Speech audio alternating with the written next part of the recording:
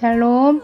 9월 24일 화요일 하나님 나라를 시작하는 말씀 묵상 시간입니다.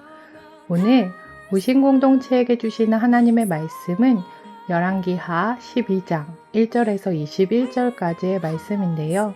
젊은일 누리의 정한 성도님께서 말씀을 봉독해 주시겠습니다. 하나님 말씀에 귀 기울이시기 바랍니다. 예후의 7년에 요아스가 위에 올라 예루살렘에서 40년을 치리하니라. 그 모친의 이름은 시비아라 브엘세바 사람이더라. 요아스가 제사장 여호야다의 교훈을 받을 동안에 여호와 보시기에 정직히 행하였을 때 오직 산당을 제하지 아니하였으므로 백성이 오히려 산당에서 제사하며 분향하였더라. 요아스가 제사장에게 이르되 무릇 여호와의 전에 거룩하게 하여 드리는 은 곧 사람의 통용은 하는 은이나 각 사람의 몸값으로 드리는 은이나 자원하여 여호와의 전에 드리는 모든 은을 제사장들이 각각 아는 자에게서 받아 들여서 전에 어느 곳이든지 퇴락한 것을 보거든 그것으로 수리하라 하였더니 요아스 왕 23년에 이르도록 제사장들이 오히려 전에 퇴락한 데를 수리하지 아니하였는지라. 요아스 왕이 대제사장 여호야다의 제사장들을 불러 이르되 너희가 어찌하여 전에 퇴락한 데를 수리하지 아니하였느냐. 이제부터 너희는 아는 사람에게서 은을 받지 말고 저희로 전 퇴락한 데를 위하여 드리게 하라. 제사장들이 다시는 백성에게 은을 받지도 아니하고 전 퇴락한 것을 수리하지도 아니하기로 응낙하니라. 제사장 여호야다가 한 궤를 취하여 그 뚜껑에 구멍을 뚫어 여호와의 전문 어귀 우편 곧 단 옆에 두매 무릇 여호와의 전에 가져오는 은을 다 문을 지키는 제사장들이 그 궤에 넣더라. 이에 그 궤 가운데 은이 많은 것을 보면 왕의 서기와 대제사장이 올라와서 그 여호와의 전에 있는 대로 그 은을 계수하여 봉하고 그 달아보는 은을 일하는 자 곧 여호와의 전을 맡은 자의 손에 붙이면 저희는 또 여호와의 전을 수리하는 목수와 건축하는 자들에게 주고 또 미장이와 석수에게 주고 또 여호와의 전 퇴락한 데를 수리할 제목과 다듬은 돌을 사게 하며 그 전을 수리할 모든 물건을 위하여 쓰게 하였으되 여호와의 전에 드린 그 은으로 그 전에 은대접이나 불집게나 주발이나 나팔이나 아무 금그릇이나 은그릇을 만들지 아니하고 오직 그 은을 일하는 자에게 주어 그것으로 여호와의 전을 수리하게 하였으며 또 그 은을 받아 일꾼에게 주는 사람들과 회개하지 아니하였으니 이는 성실히 일을 하였음이라. 속건제의 은과 속죄제의 은은 여호와의 전에 드리지 아니하고 제사장들에게 돌렸더라. 때에 아람 왕 하사엘이 올라와서 가드를 쳐서 취하고 예루살렘을 향하여 올라오고자 한 고로 유다왕 요아스가 그 열조 유다왕 여호사밧과 여호람과 아하시야가 구별하여 드린 모든 성물과 자기가 구별하여 드린 성물과 여호와의 전 곳간과 왕궁에 있는 금을 다 취하여 아람 왕 하사엘에게 보내었더니 하사엘이 예루살렘에서 떠나갔더라. 요아스의 남은 사적과 그 모든 행한 것은 유다왕 역대 지략에 기록되지 아니하였느냐. 요아스의 신복들이 일어나서 모반하여 실라로 내려가는 길가의 밀로궁에서 저를 죽였고 저를 쳐서 죽인 신복은 시므앗의 아들 요사갈과 소멜의 아들 여호사바드였더라. 저는 다윗성에 그 열조와 함께 장사되고 그 아들 아마샤가 대신하여 왕이 되니라. 아합과 이세벨의 딸이었던 아달랴는 자신의 아들인 아하시야 왕이 죽자 유대 왕손과 왕족들의 씨를 말리는 학살을 저질렀습니다. 그 와중 살아남은 아기가 바로 요아스였습니다. 요아스는 아달랴의 눈을 피해 여호와의 성전에서 유모와 대제사장 여호야다 부부의 보살핌 아래 자랐습니다. 요아스가 7살 되던 해 대제사장 여호야다는 하나님 약속을 가지고 있는 다윗 왕조를 이어간다는 명분 아래 함께하는 사람들과 아달랴의 반기를 들었고 성공하여 요아스가 7살이라는 어린 나이에 왕위에 오르게 됩니다. 하나님은 다윗과의 약속을 지키시기 위해 요아스를 지켜주시고 왕위에 올리신 것입니다. 하나님의 은혜로 왕위에 오르게 된 요아스 왕입니다.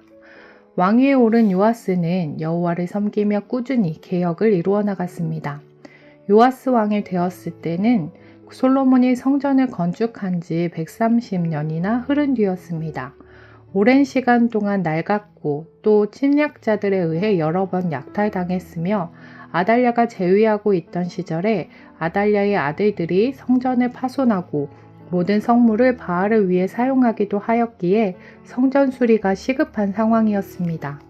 그래서 요아스는 성전 수리를 지시하였었지만 왕위에 오른 지 23년이 되도록 오랜 시간 동안 성전은 수리되지 않았고 요아스는 새로운 방식을 지시합니다. 성전 입구에 구멍을 뚫은 헌금궤를 만들어서 놓고 헌금이 가득 모이면 서기관과 대제사장이 헌금 액수를 헤아려 자루에 담은 후 회계 담당자에게 전달했습니다. 이 헌금은 오로지 성전을 보수하는 데 쓰여졌습니다. 이렇게 하나님을 사랑하고 성전을 보수하는 데 힘썼던 요아스가 갑자기 달라진 모습을 보였습니다. 아람 왕 하사엘이 예루살렘까지 공격하려 한다는 첩보를 들은 요아스 왕은 잔뜩 겁에 질려 아람 왕에게 보낼 예물을 준비하였습니다. 하나님이 아닌 사람들에게 질문하고 인간적인 방법으로 일을 해결하고자 한 것입니다. 그 사이 무슨 일이 있었을까요? 역대하 24장에서는 이 중간의 내용이 기록되어 있는데요.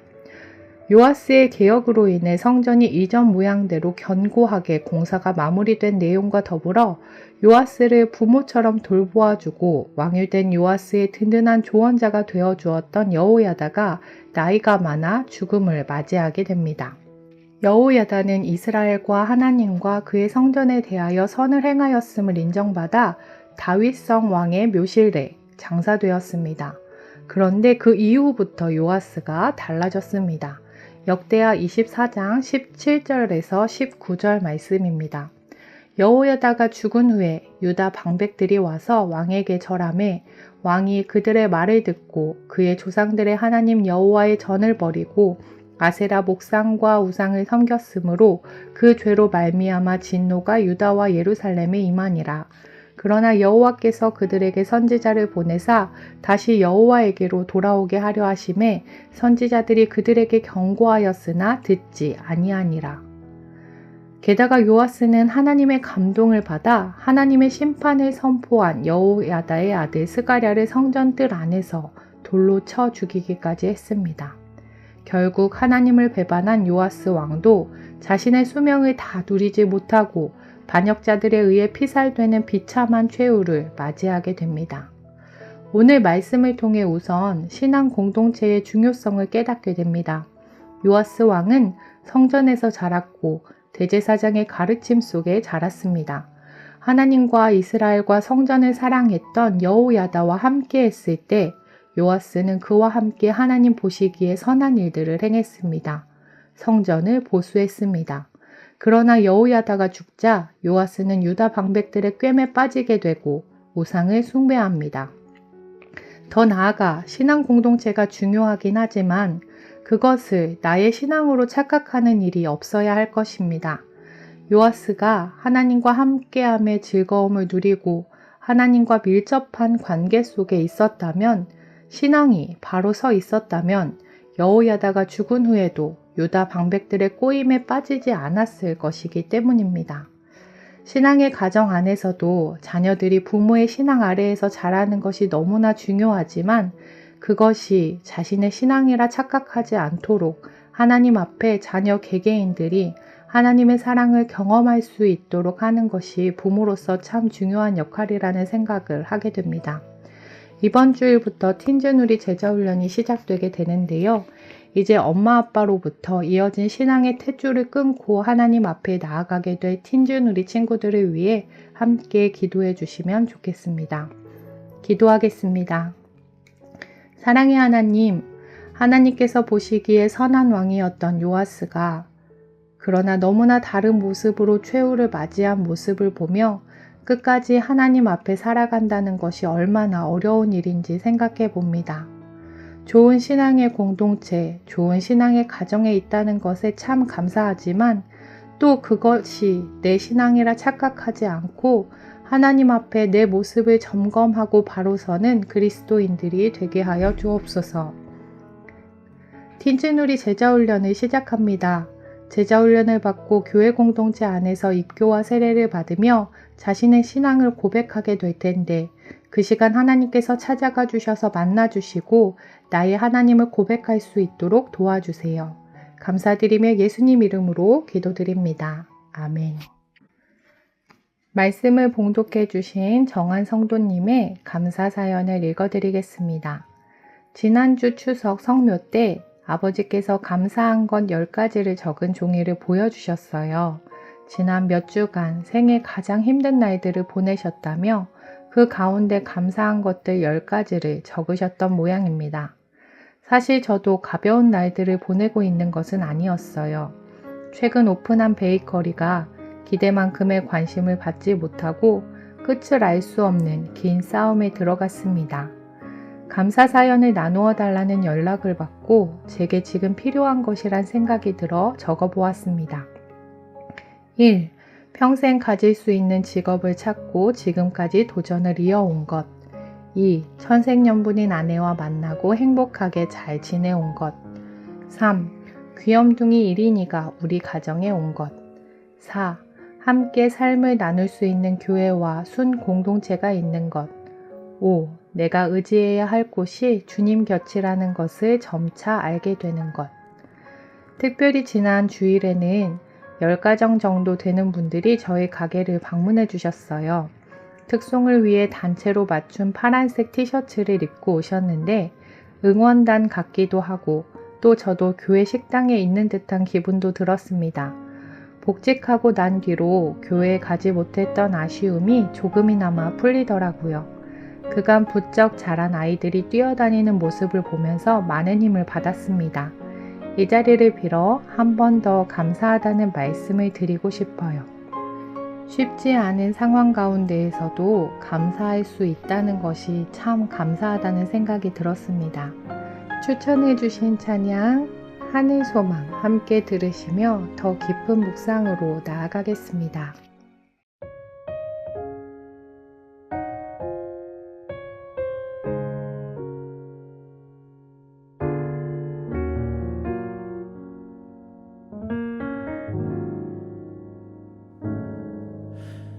지금은 비록 땅을 벗하며 살지라도 내 영혼 저 하늘을 디디며 사네.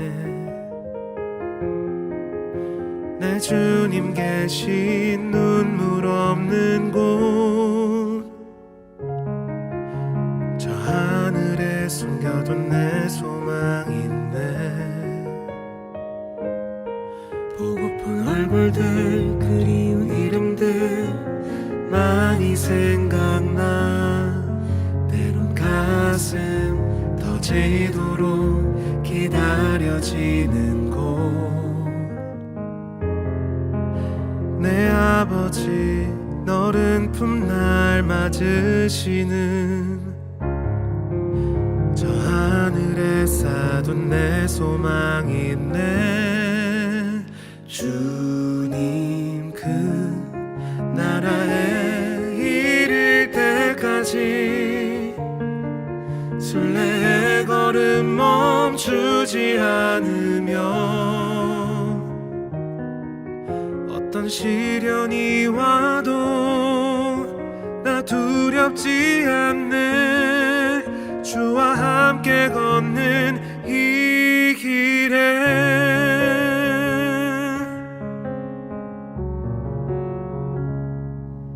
보고픈 얼굴들 그리운 이름들 많이 생각나.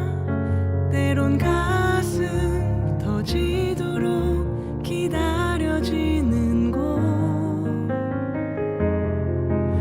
내 아버지 너른 품날 맞으시는 저 하늘에 쌓아둔 내 소망이 있네.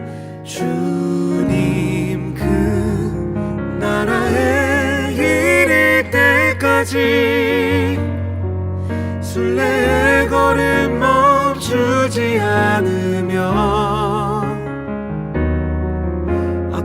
시련이 와도 나 두렵지 않네. 주와 함께 걷는 이 길에 주님 그 나라에 이를 때까지 순례의 걸음 멈추지 않으며 어떤 시련이 와도 나 두렵지 않네. 주와 함께 걷는 이 길에